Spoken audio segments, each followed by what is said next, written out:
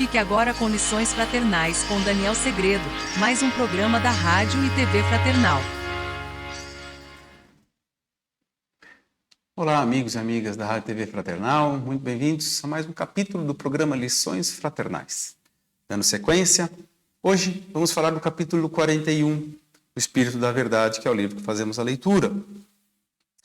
Esse capítulo 41, ele tem o nome A Tomada Elétrica. Ele tem uma peculiaridade bem chocante, como o nome diz, tomada elétrica. Mas ele é um relato, ele é uma carta de eu vou já trazer alguma coisa para ficar fácil a interpretação inicial e depois para a gente fazer a explanação. Ele é um pouquinho extenso a leitura, mas ele traz exatamente a consciência de um espírito que reconhece uma atitude errada, que agiu por impulso, que nós já falamos há uns programas atrás, que ele deixou de raciocinar e pensou pela cabeça dos outros, como também já dissemos em programas anteriores, e aí ele tem a consequência que é a perda de tempo, que é o remorso, a consequência daquilo que ele fez errado. E não teve como parar. Acho que já dá para ter uma noção. Então, a tomada elétrica, capítulo 41, é um aprendizado, como todos os outros capítulos, mas é um relato de um espírito. E ele faz associação ao capítulo 8, item 7 do Evangelho, que é bem a maledicência. Então, é isso que vai tratar esse capítulo. E eu vou iniciar a leitura. A tomada elétrica. De volta à reencarnação em breve tempo, sou trazido ao vosso recinto de oração e fraternidade por benfeitores e amigos para que algo vos fale de minha história. Amargo escarmento aos levianos do ouvido e aos imprudentes da língua. Sem ornato verbal de qualquer natureza, em minha confissão dolorosa, passo diretamente ao meu caso triste, à maneira de um louco que retorna ao juízo depois de haver naufragado nas vilezas de um pântano. Há alguns anos, em minha derradeira romagem na terra, eu era simples comerciário de hábitos simples.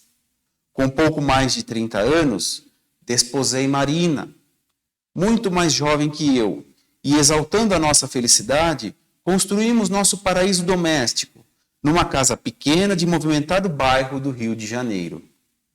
Nossa vida modesta era um cântico de ventura, entretecido de esperanças e preces.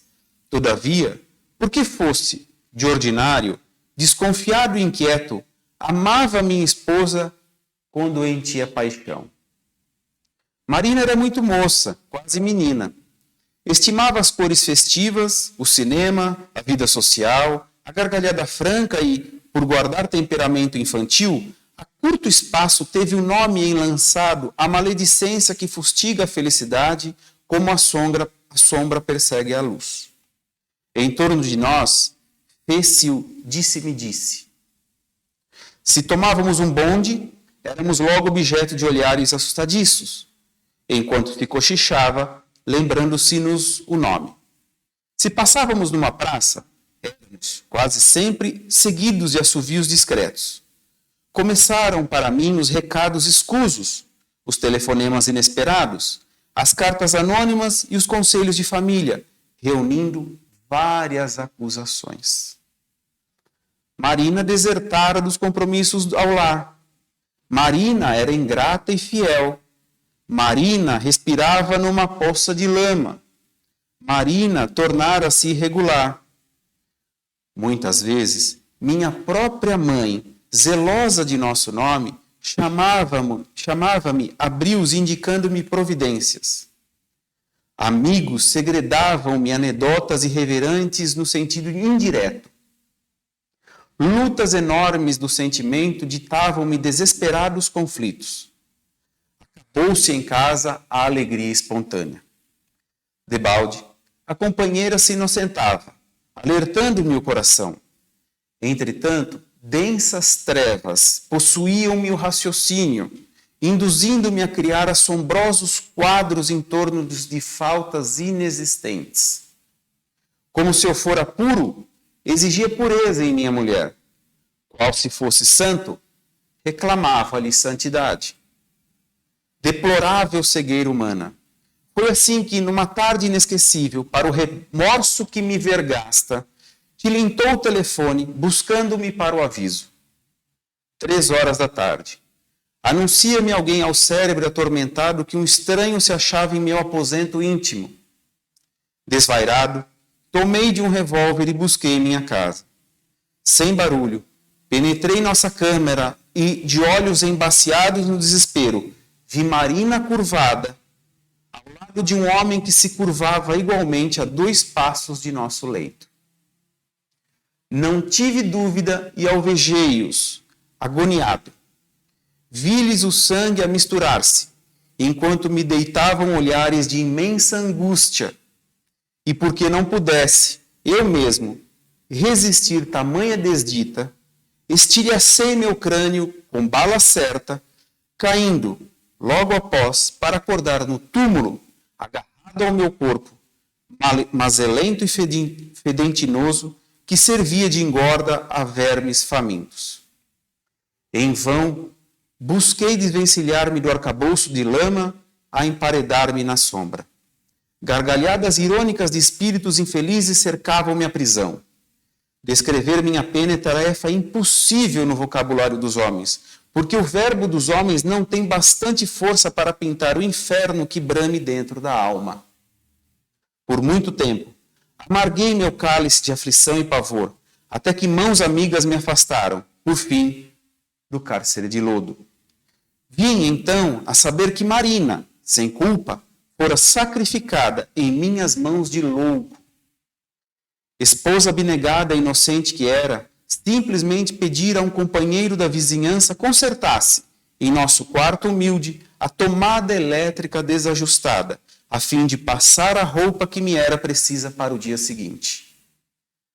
Trânsito de vergonha e enjoado de mim, antes de suplicar perdão às minhas pobres vítimas, implorei, humilhado, a prova que me espera.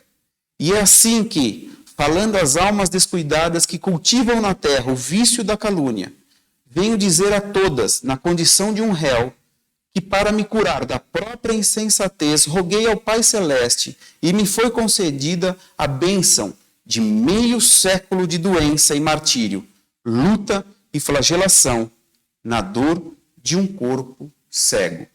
Júlio. Como eu disse, meus amigos, a leitura do capítulo 41, Tomada Elétrica, é eletrizante a história de Júlio, mas o mais importante é aprender com o que ele nos relata e vem de acordo com tudo aquilo que o Evangelho nos diz, com que os livros dos benfeitores espirituais nos trazem, só vem a corroborar, ou seja, só vem a somar mais entendimento e mais advertência para que tomemos cuidado com a maledicência. Porque esse capítulo 41, a tomada elétrica, faz menção ao capítulo 8, bem-aventurados os que têm o coração puro, item 7, pecado por pensamento, adultério. Mas nesse caso ele não está tratando desse adultério que o Júlio imaginou que a mulher dele o acometia, mas sim pelo que levou a acreditar num falso adultério por conta da maledicência. Essa sim que foi o vírus que contaminou, a praga inicial que consumiu o pensamento a ponto de deixar-lhe, como ele mesmo disse, deixar-lhe cego, totalmente cego de raciocínio e intuído, tomado conta por comentários vis, comentários maledicentes, maldizentes, que terminaram da forma mais trágica possível. No Evangelho tem um trecho que diz assim: esse princípio suscita naturalmente a seguinte questão: sofrem-se as consequências de um pensamento mau, embora nenhum efeito produza? Como não? Veja a que ponto chegou a maledicência. Foi contaminando sem parar. Começou com os amigos, passou para a rua, chegou aos seus familiares e até a mãe de Júlio questionava ele sobre a moça e que nada havia. Mas essa contaminação, essa maledicência transbordou nos pensamentos irracionais tomou conta do seu ser e fez com que ele terminasse com essa tragédia, tirando a vida da esposa e do eletricista que fazia o serviço na sua casa.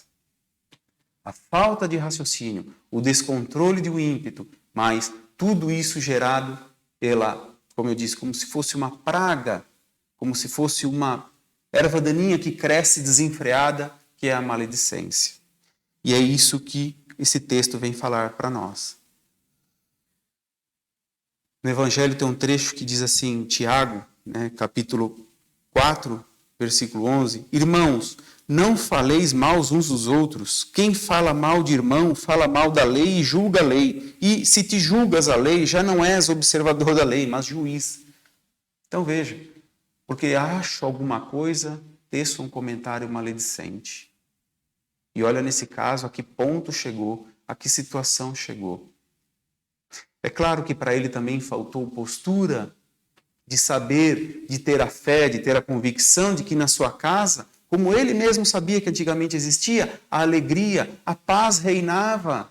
Era um ambiente doméstico tranquilo, mas se deixou levar por aqueles maledicentes com pensamentos ruins, contaminou-se. Júlio contaminou-se desse pensamento ruim e deixou que tudo tomasse conta e pôs tudo a perder. Então, falar de pensamento é como o vento, é como a poeira que leva o vento. A maledicência é exatamente isso, é a poeira que o vento leva. Eu posso simplesmente abanar e deixar para lá. Ou então eu posso pegar aquela poeira para mim e ficar ali remoendo e tentando espalhar para os outros. O que eu quero? O que é melhor para mim? É melhor eu continuar nessa linha de maledicente ou é melhor eu mudar o foco? Se alguém quer me contar, quer maldizer alguma coisa, posso ouvir, eu não posso levar para frente. Porque olha como contamina. Olha o poder que teve essa maledicência. Olha que ponto chegou. Essa é a gravidade do caso. E veja como ele sofreu a tal ponto de sofrer com esse remorso pelo seu ato, pelo fato dele não ter controle mais da situação, dele ter se perdido de si por conta de uma maledicência. E tem uma historinha que nos ajuda a entender a gravidade da maledicência, ainda que já tenhamos visto aqui na leitura do texto. Que tinha certa vez uma mulher que foi julgada e ela foi levada ao juiz porque ela havia dito más coisas ela caluniou uma outra pessoa. Então o juiz falou assim para ela, eu te absolvo, mas com uma condição, se aceitares. E ela disse, eu aceito. Qual é a condição? Aí ele falou, você vai sair daqui agora desse tribunal e você vai... Deu várias folhas de papel para ela. Ele falou, você vai rasgando em pequenos pedaços esses papéis e você vai jogando pela rua. Pelo caminho por onde você andar, você vai jogando esses papéis. Amanhã você volta aqui, sem nenhum papel, todos picados e jogados ao vento. E ela disse, eu aceito. Se esse é o preço da minha absolvição, eu aceito. E ele falou, então será. E ela foi embora, foi rasgando o papel, foi jogando pela rua e foi caminhando. No outro dia, ela retorna perante o juiz, aquele mesmo tribunal. E ele, olhando para ela, disse, vejo que não tem mais os papéis. Os picou e jogou pelo caminho. Aí ela disse, fiz como o senhor mandou. Ele falou, pois bem, a tua absolvição agora resta a seguinte condição, para a sua absolvição. Retorne e recolha todos os papéis picados que você jogou pelo caminho. Ela falou, isso é impossível. Ele falou, isso é maledicência. Você não tem mais controle depois que ela foi dita. Você perde o poder sobre ela. Então veja a importância do controle do ímpeto nesse momento da maledicência. Veja como é importante nós não darmos sequência à maledicência. Então, muito menos iniciá-la. Nas palavras de André Luiz, procure silenciar onde você não possa prestar auxílio. A vida dos outros, qual se afirma na expressão, é realmente dos outros e não nossa. Então, meus amigos, minhas amigas, fica aí essa lição. Um pouco dura, mas como um choque mesmo, a tomada elétrica do capítulo 41. Vamos tomar cuidado sempre com a maledicência, controlar os nossos ímpetos e manter o equilíbrio sempre, que é o que Jesus nos ensina. Eu vou ficando por aqui, leia o Evangelho, faça a sua interpretação. Até o próximo programa. Tchau!